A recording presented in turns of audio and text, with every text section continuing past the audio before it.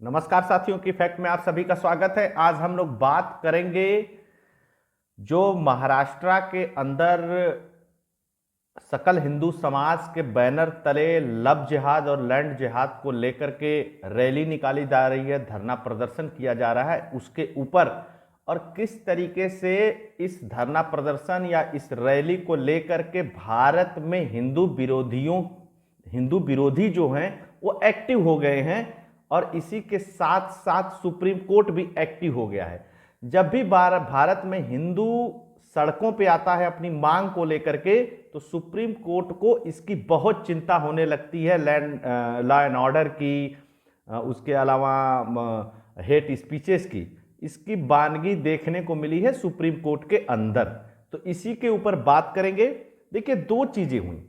एक हुआ कि 29 जनवरी को एक फैसला हुआ सकल हिंदू समाज के बैनर तले कि लव जिहाद जो मामला चली रहा है आप लोग जानते ही होंगे, लैंड जिहाद जो जगह जगह बेशकीमती लैंड के ऊपर मजार बना करके या उसको अलग से घोषित करके या उस पर कब्जा करके या जिस मोहल्लों में हिंदू कम है वहाँ पे उनको प्रताड़ित करके वहाँ से भगा करके सस्ते में उनकी ज़मीनों को कब्जा करने का जो प्रत्यंत पूरे देश भर में चल रहा है, जिस तरीके से डेमोग्राफी चेंज करने के पूरे देश भर में मुहिम चल रही है लोगों के द्वारा, दूसरे धर्म के लोगों के द्वारा, उसको लेकर के यह स्वस्फूर्त आंदोलन था, जिसमें बाद में विश्व हिंदू परिषद, बजरंग दल, साथ के साथ भारतीय जनता पार्टी के कुछ नेता, शिवसेना जो बाला ठाकरे की शिवसेना, उद्धव ठाकरे जिसको गवर्न करते हैं, वो बहुत सारे नेता इकट्ठे होने लगे। 5 जनवरी को मुंबई के अंदर एक बड़ी रैली प्रस्तावित हुई, लेकिन उससे पहले केरल का एक याचिकाकर्ता जो मुस्लिम है, उसने एक वकील हायर किया, उसका नाम आप लोग बहुत अच्छे से जानते हैं, कपिल सिब्बल, और जाकर के सुप्रीम कोर्ट में एक याचिका लगा दी कि इससे जनभावना भड़क सकती है। सुप्रीम कोर्ट ने महाराष्ट्र सरकार को अपने यहां पेश होने का आदेश दे दिया। महाराष्ट्र सरकार की तरफ से सॉलिसिटर जनरल पेश हुए। उसके बाद वहां पर बहुत सारी बहसें हुई इसको लेकर के कि ये रैली करने दिया जाए या नहीं करने दिया जाए। कपिल सिब्बल के बारे में आप जानते हैं, राम मंदिर से लेकर के हिंदुओं के विरोध में जितने भी केस सुप्रीम कोर्ट में लड़े जाते हैं, उसमें से 80% केसेस में कपिल सिब्बल डायरेक्ट इन्वॉल्व होते हैं। वही कपिल सिब्बल जो राम के अस्तित्व पे सवाल उठाते रहे हैं। इसके अलावा समुद्र सेतु परियोजना जो थी उसको लेकर के, उसको तोड़ने का, रामेश्वरम में उस रामचंद्र जी के पुल को तोड़ने को लेकर के, या इस तरीके के बहुत सारे धार्मिक मामले जिसमें कपिल सिब्बल आते रहे हैं। तो कपिल सिब्बल का चेहरा और चाल चरित्र सबको पता ही पता है। साथ के साथ सुप्रीम कोर्ट का भी चार चरित्र चेहरा मैं बार बार आप लोगों के सामने उठाता रहा हूं, इस मामले में भी बहुत क्लियर खुल करके सामने आ गया है। कपिल सिब्बल ने कहा कि एक एफिडेविट लिया जाए महाराष्ट्र सरकार से, या पहले तो उन्होंने ये कहा कि इस रैली को ही कैंसिल कर दिया जाए, लेकिन सुप्रीम कोर्ट ने कहा कि रैली को ऐसे कैसे कैंसिल कर दिया जाएगा, कोई ग्राउंड तो होना चाहिए। बहुत सारी दलील देने के बाद सॉलिसिटर जनरल की तरफ से और कपिल सिब्बल की तरफ से सुप्रीम कोर्ट ने महाराष्ट्र सरकार से एक लिखित एफिडेविट लिया। उसके अलावा कपिल सिब्बल ने एक और मुद्दा उठाया कि पुलिस को यह परमिशन दी जाए कि सीआरपीसी की धारा 151 के तहत वो गिरफ्तारियां कर सके। सीआरपीसी की धारा 151 का मतलब हुआ कि बिना अरेस्ट वारंट जारी किए, बिना डीएम के आदेश के किसी की भी गिरफ्तारी कर ली जाए रैली से, अगर कोई कुछ इस तरीके की चीजें पुलिस को लगती है कि कुछ गलत हो रहा है तो। साथ के साथ महाराष्ट्र सरकार से यह भी लिखित आश्वासन लिया गया कि इस पूरी रैली में कोई भी हेट स्पीच जैसी चीजें नहीं देगा, दूसरे धर्म के बारे में कुछ नहीं बोलेगा। अब दूसरा सबसे बड़ा पहलू इस पे है कि जिस केरल से ही लव जिहाद का मामला शुरू हुआ, सीपीएम के द्वारा इस मामले को शुरू किया गया, कम्युनिस्ट पार्टी की सरकार थी, वही वहां के हाई कोर्ट में गई और उन्होंने एक बड़ा आंकड़ा पेश किया कि बहुत बड़े मात्रा में ईसाइयों के, हिंदुओं की लड़कियों को लव जिहाद में फंसा करके मुस्लिम उनसे शादी कर रहे हैं, उनको छोड़ रहे हैं, जिसमें डेमोग्राफिक प्रॉब्लम और सामाजिक सोशल प्रॉब्लम इससे उत्पन्न हो रही है। उसी केरल से इस तरीके की याचिका आती है। सॉलिसिटर जनरल ने एक बात और भी कही गुस्साते हुए कि ये एक सेलेक्टिव एक्टिविज्म क्यों हो रहा है सुप्रीम कोर्ट के अंदर, इस बात को भी सुप्रीम कोर्ट को देखना चाहिए।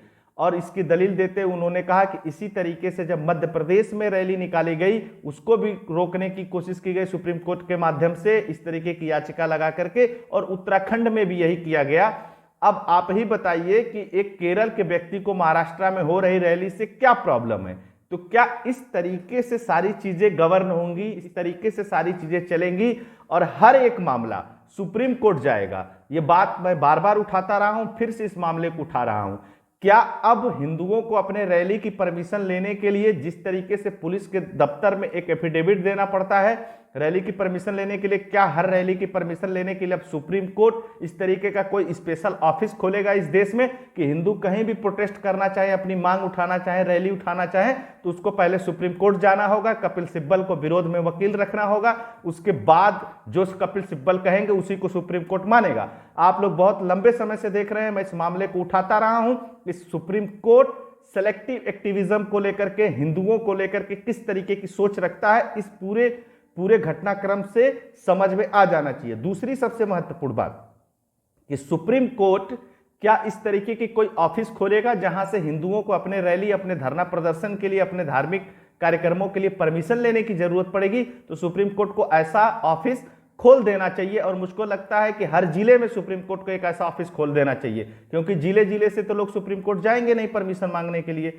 दूसरी एक बड़ी महत्वपूर्ण बात आपको बताता हूं कि जितने भी घटनाक्रम हो रहे हैं इस समय, देखिएगा आप, चाहे हमारे किसी मंदिर का मामला हो, चाहे कहीं पे बाजार बना लेते हो, चाहे लव जिहाद का मामला हो, चाहे इस तरीके का कोई भी मामला हो, ये सब घूम फिर करके सुप्रीम कोर्ट जाता है और सब में सुप्रीम कोर्ट इंटरवीन करता है। यह एक गलत परंपरा है। हम सुप्रीम कोर्ट के अनुसार अपने धर्म को मानने के लिए बाध्य नहीं होंगे। यह बात भी कान खोल करके सुप्रीम कोर्ट सुन ले, और इस देश के सेकुलर जो हिंदुओं से नफरत करते हैं वो भी सुन ले।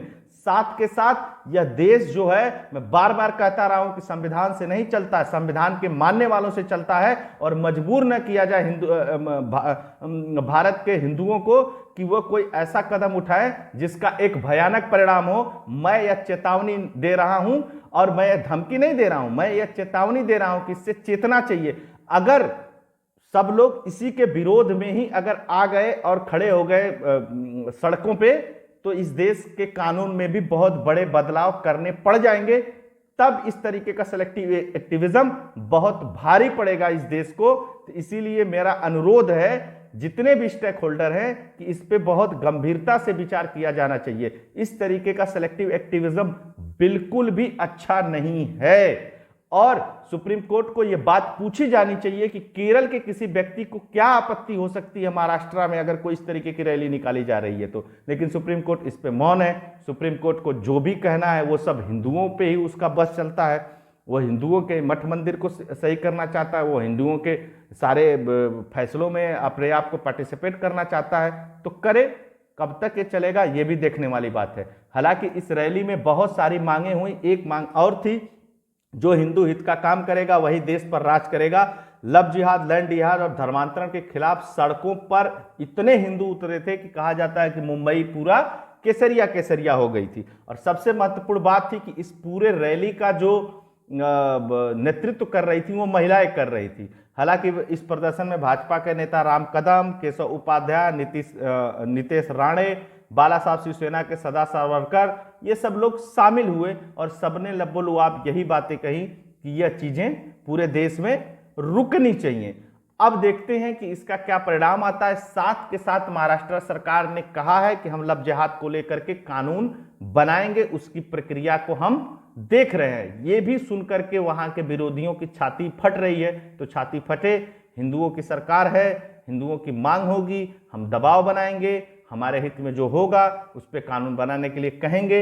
अब सरकार की जिम्मेदारी है कि इस पे कानून बना करके हिंदुओं को सुरक्षित करने का एक प्रयास करे। हालांकि हिंदुवादी संगठन और हिंदुओं को भी सचेत रहने की जरूरत है। जिस तरीके से इस देश की बड़ी संस्थाएं हम लोगों के पीछे पड़ी हुई हैं, वह भी अपने आप में सोचने वाली बात है, वह भी अपने आप में समझने वाली बात है। और ऐसा नहीं है कि जो कुछ हो रहा है इस देश में हिंदू उसको देख नहीं रहा है। हिंदू देख रहा है। हिंदू अगर खामोश है तो उसके खामोशी का फायदा नहीं उठाया जाना चाहिए, यह बात है। साथ के साथ हम किसी के विरोध में नहीं हैं, ऐसा इस रैली में जाने वाले सभी लोगों ने कहा था। हमारा विरोध नहीं है, हम तो अपनी सुरक्षा के लिए सारी चीजें कर रहे हैं और उसके लिए जो करना पड़ेगा हम उसको करेंगे। और ये पूरी की पूरी रैली संवैधानिक दायरे के अंदर हुई है, उसके बाद भी इस तरीके की चीजें, उसके बाद भी इस तरीके की बातें, जबकि इतना बड़ा बड़ा कांड हो जाता है देश में दूसरे धर्म के लोगों के द्वारा, कभी भी सुप्रीम कोर्ट के कान पे जू नहीं रेंगता है। यह भी अपने आप में समझने वाली बात है, सोचने वाली बात है। और हम लोग भी देखते हैं कब तक ये सेलेक्टिव एक्टिविज्म चलेगा। तब तक के लिए आप सभी इजाजत दीजिए। बहुत बहुत धन्यवाद। नमस्कार।